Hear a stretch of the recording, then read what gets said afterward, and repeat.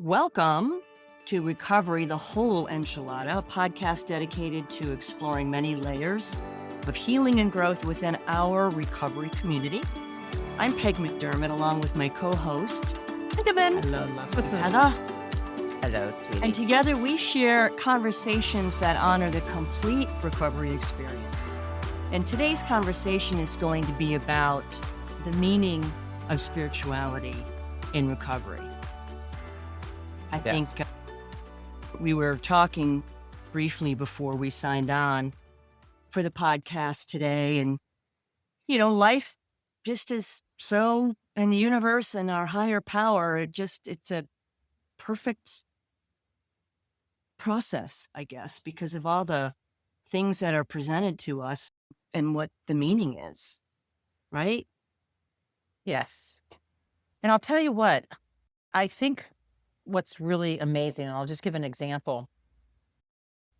I was raised in a, religion, Protestant, and I went to church and sat by my dad and went to Sunday school and never really connected with it.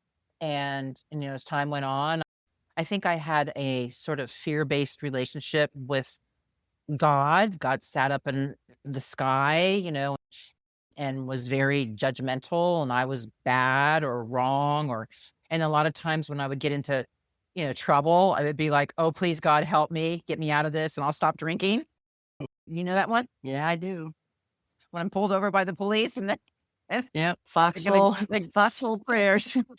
and so I think I think what's so brilliant about this idea of, that's offered in this 12-step model. I'm just going to put that out there, but there's the idea that you can have a relationship with a power greater than you of your own understanding. Mhm. And I really feel like that is a wonderful gift that every single human being, honestly, I don't want to use the word should, but I don't know how to say it, should be allowed to have that. This is one of those shoulds I think people should be allowed to have.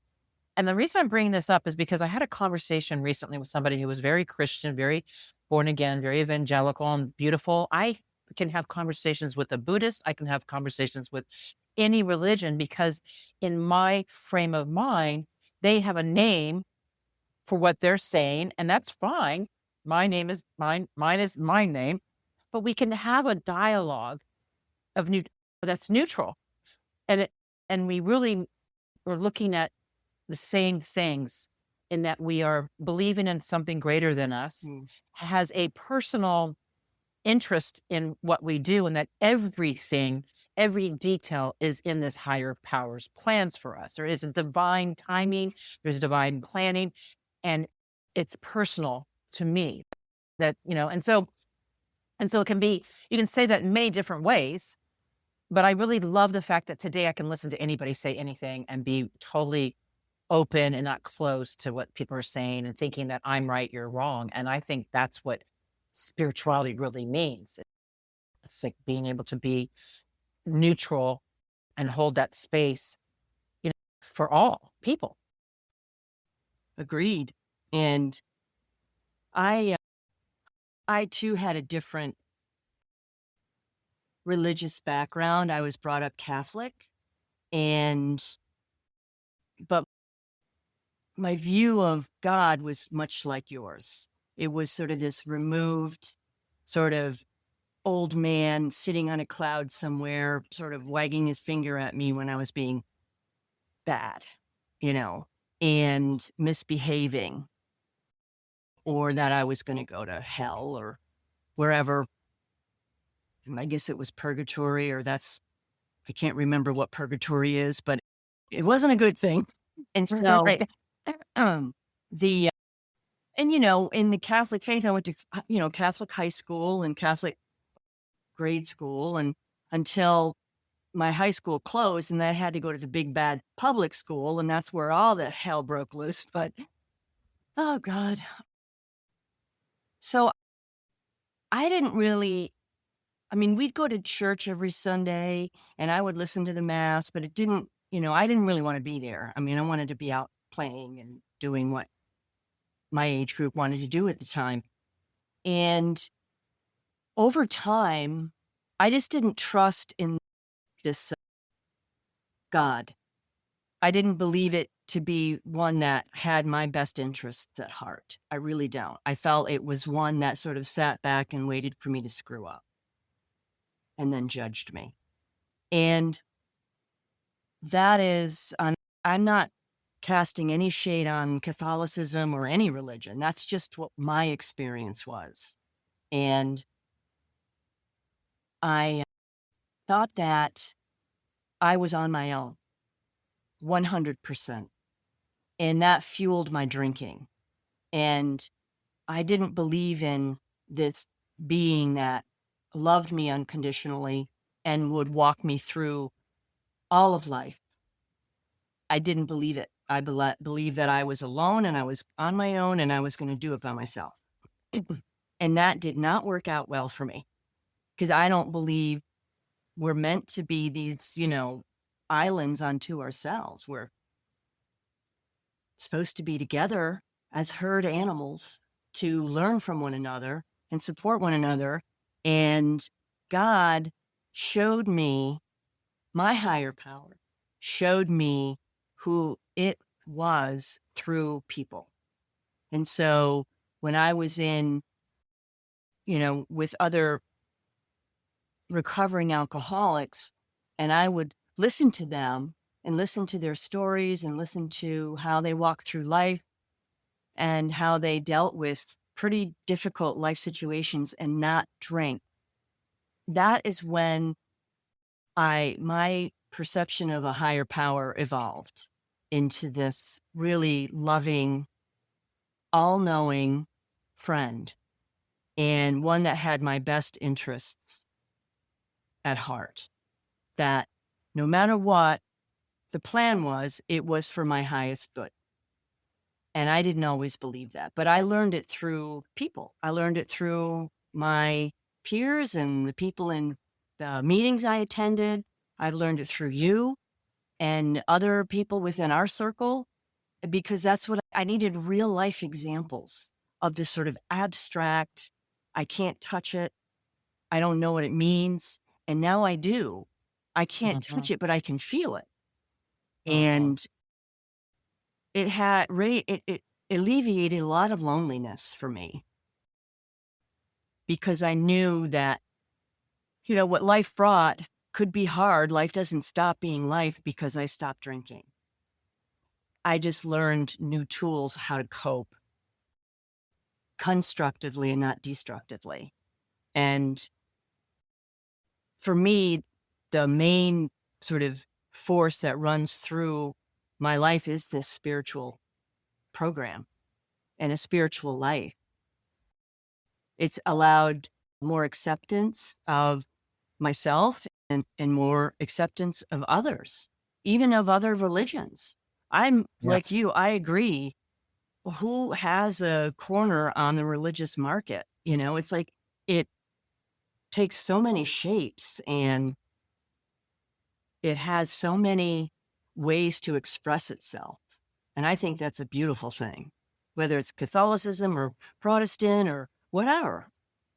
I think that's a beautiful thing. As long as I'm finding meaning because religion and spirituality sometimes can be the same thing depending on what I bring to it, So I don't practice actively, but I am practicing my spirituality every day. Going back to I heard this once said that my higher power had the face of an alcoholic.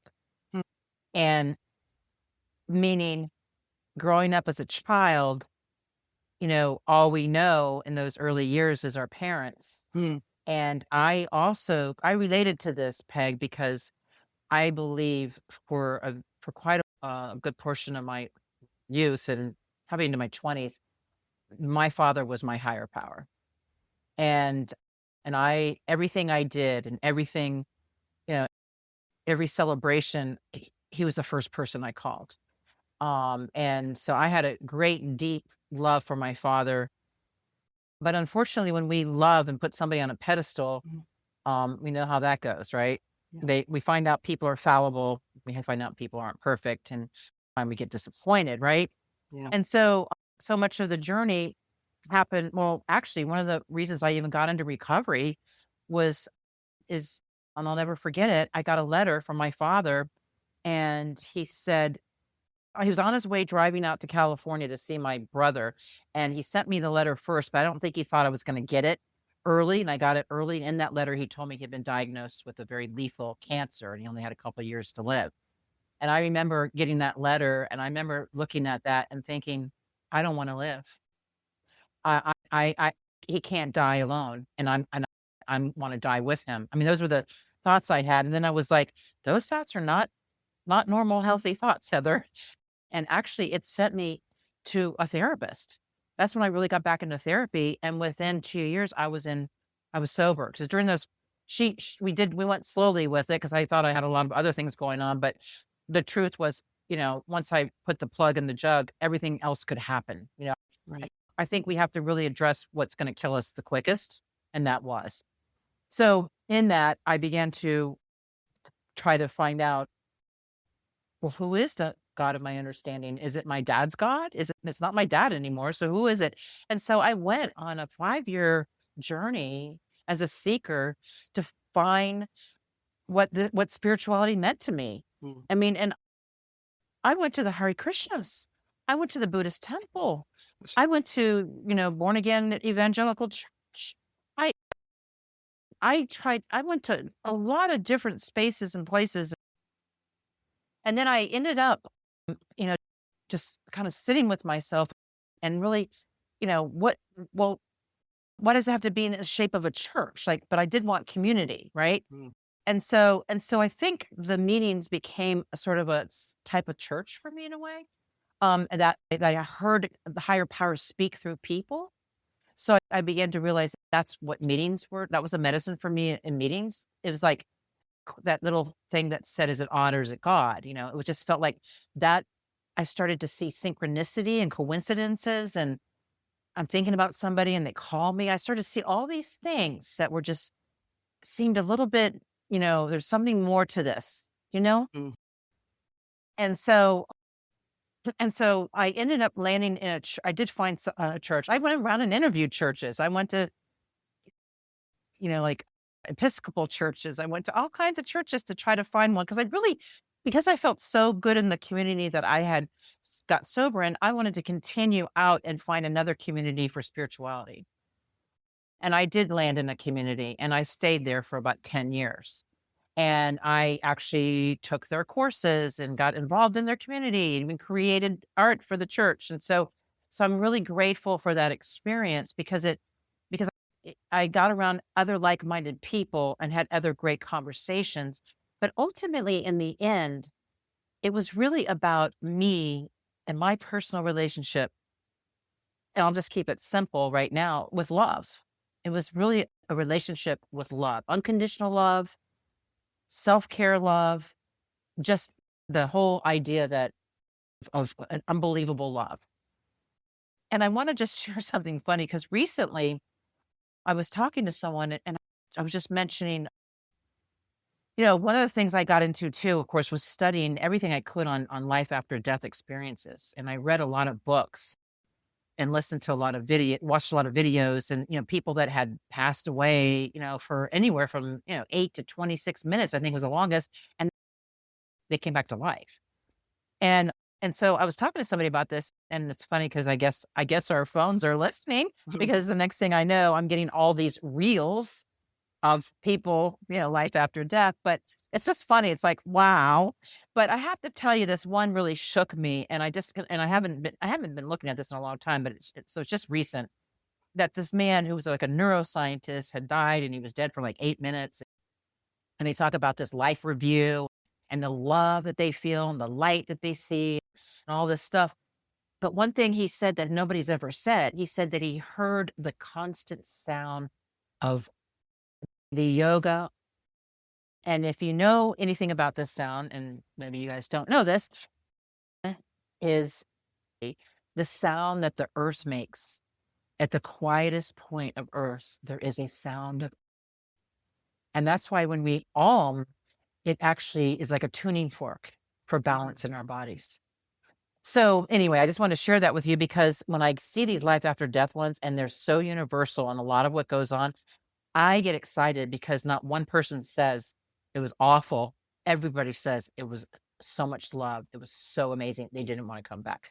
So that just keeps me going, keeps me going. Yeah. Yes. I think, when my mother died, I was only, I had stopped drinking for like a year. And one thing I'll say about our community is they do really surround you and support you in those difficult times. And she had died suddenly. And I remember how time just slowed down. I remember when I heard, it was like time just stopped. And I do remember this connection that I felt at that moment beyond the grief and the shock of it. I knew that my mom was going to be okay because she hadn't been okay here. And the same what was true for my brother Tim. When he passed away suddenly, it was like you the world just changes. And it's like the world before the death and after the death. And what you just shared, it is something I do believe. And I had to read up on it a lot, especially around when my mom passed away, because I wanted to know that she was okay. I wanted proof. I mean, I knew in my heart. And at the same time, I'm like, I need to know. And so I read, there was a big book back then in the 90s. Oh, I can't remember the name of it. You'd know it if I mentioned it. I can see it for some reason. And I read it, and it really brought me a lot of comfort. And I also believe, and I think you told me this when I went out to take care of Tim's estate and things around, his life, just my being his sole family member. You said to me, make sure that you pay attention to the angels that are going to show up, the people that are going to show up, the circumstances that will show. And I did. And they did. And I just paid attention to the support and just the resources that came together and the comfort. It was wonderful. And so over time, I've realized that they are both in a really good place and that they're still with me. They're just in another realm, and that my higher power is good, and that their path in life was their path in life. Whatever their soul had decided ahead of time, that was it. And there was no changing that. And so the acceptance of it is a big piece of the spirituality for me, is really accepting that this is a passing onto another place for me. And that comfort and love is there, even if if we may not feel it to the extent perhaps others feel it in this realm. It's like, I heard it's amazing. I've heard the same stories you have. And that brought me comfort, and that got me closer to my higher power. And it got me closer to spirituality and finding the meaning in it, and finding the meaning in these, I don't want to say losses, these changes in my life. And it helped me to start looking more inward versus sort of, and this was a process. It wasn't an event. It was just looking inward more versus looking for external validation and affirmation. And because I had done all that, and I never felt full. I never felt satisfied when I was looking to those things to fill me up. And, life has a way of sort of rubbing off the rough edges. And through these experiences. And I don't believe they're accidents. And I believe that they're for my growth and for my betterment so that I can be of more service and I can learn to love, like you said, really love without any expectation, which was what I used to do, especially with alcohol in my system. It was always about me. And that isn't the case as much anymore. And that's my spirituality, my spiritual life has helped sort of mold me into someone that I love and, and has provided a life that has some peace to it because I've accepted that there are going to be times that are wonderful and not so wonderful. It's all life and it's all meant for my good. I early on, someone, I think it was my sponsor, said to me, "You're not afraid of dying, Heather. You're afraid of living." And that really kind of has been something I've pondered about for a long time. And I thought I was afraid of dying, but, and I was back then because I was definitely living a reckless, dangerous lifestyle. But the truth is, living is, I think, is not about, it's also not about being afraid of dying. I think but to live with that idea that everyone has a higher power, everyone has a soul mission here and a purpose. And I am not God for anyone. And I know I've said that before in other podcasts, but recently I was very disappointed by the behavior of a person, and it was it really kind of hurt a lot, devastated me in some ways, my human me.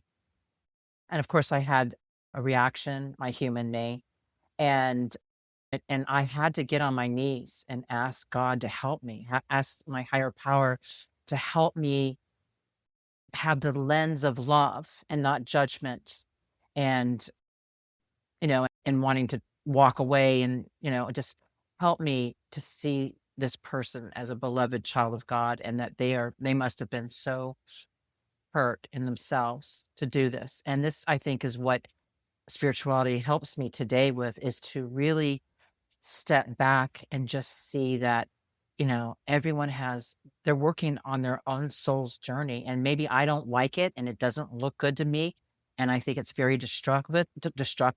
Doesn't matter. Mm-hmm.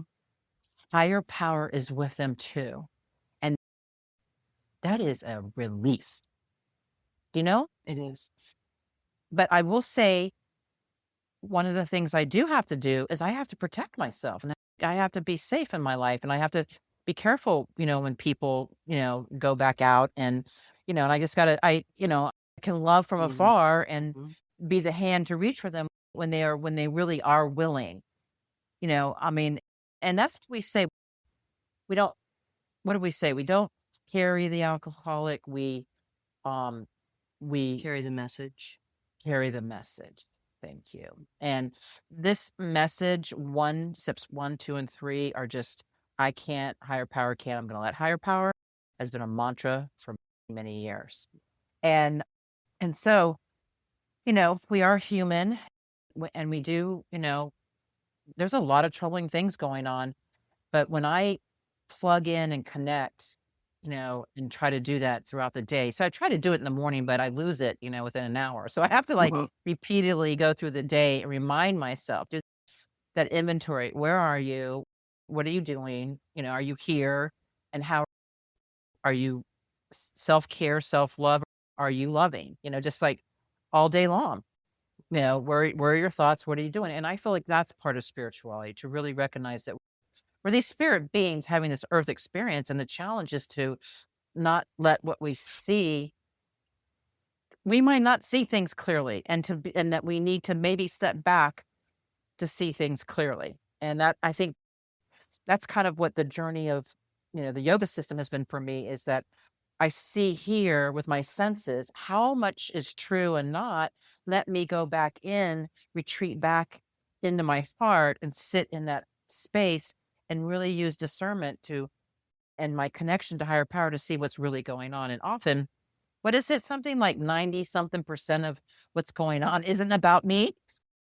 mean, and that is huge. I think that is one of the greatest things that's changed in me, because I certainly thought everything was about me, Mm, you know? yeah. And now I know there are forces that are at hand that I'm powerless over, but I can, I can only basically take care of my plot of land, build my little inner safe sanctuary in church. Right. And that feels good, though. You have a place to go. Mhm. And that feels safe to me. And I think the uh, the spirituality piece too, of letting go or moving from uncertainty to acceptance was really hard for me. It was hard for me to turn that over, life over, people over, circumstances over. I didn't understand it at first because I didn't understand that there is this higher power that's controlling it all. And it's a good thing. Sometimes it doesn't feel good, but at the end of the day or at the end of a process, I look back on things that didn't feel good at the time and I understand, okay, I get it now. I learned some things from that. The uncertainty and the letting go was hard because that felt, if I could control or thought I could control my environment and circumstances, it felt safe to me. And I really had to let that go, let that thinking go because it was an illusion and life is uncertain. And am I going to allow the ups and the downs and the sideways of life to really bat me around emotionally? I can't afford to do that because I want to stay sober today. And becoming emotionally unstable for any reason isn't going to help me in that purpose to be balanced and emotionally stable. And so I had to learn I can't control that situation. I can't control that person like you just shared. You looked at it from this compassionate lens and it took the focus off what you thought it meant to you personally and you made it about loving that other and understanding that other person. I did not know how to do that. I had a lens that was I need to control and I need to stay safe. And my higher power helped me to start looking through other lenses and trusting. And that came with time. When I would take my hands off something and just let it be, it always worked out. But when I got involved in it and got my little fingers all in the middle of it, it did not work out. It, it would end up a lot worse than I thought it would end up. And if I just realized that I don't have that kind of power to change someone else's behavior or circumstances, but I can pray for them and I can love them. And that's to me an action is to pray and to love and to send that to them and know that's a powerful thing. When you send someone that kind of love and care and compassion, I believe it reaches them at that spirit level. And that's what I've learned over time through, for me, drinking was a symptom. And I was able to get underneath and into the symptoms and the causes and conditions. And my higher power helped me to start connecting dots and realized this is an easier, softer way than my controlling and my lack of trust and the uncertainty of life and not wanting to live life on life's terms. That was the way it was for me when I was still drinking and a few years into sobriety. Because those changes don't change overnight. It took a lifetime for me to get those installed in me. And I had to unlearn them. And the spirituality sort of underpinning or the underflow in my life today is so calming. And it's always there. It's always there. And it's most especially there in the present moment. And I can feel it. And then I can also feel it when I'm not in connection with it or with others. Because for me, the spirituality piece was learning how to connect in a safe way with other people. Because how can I connect with a higher power and not connect with his creation? And that helped with the trust issue. So it was just this beautiful way of sort of dovetailing off the trust in this being, whatever we choose to call it, from whatever religious perspective or spiritual perspective. That's the beauty of it. It can be completely 100% ours. So I love that you said that you're focused on this, because I was thinking about how, how the newcomer, that walks in the room, oftentimes people have shared that it is just so overwhelming, the love that comes towards them. And so I'm just going to say that in the beginning, I made that love sort of my, higher power in the sense that it was like medicine. But I'll tell you what I would just suggest: let people know you, let people love you, may you find someone that you can trust and share who you are and be loved.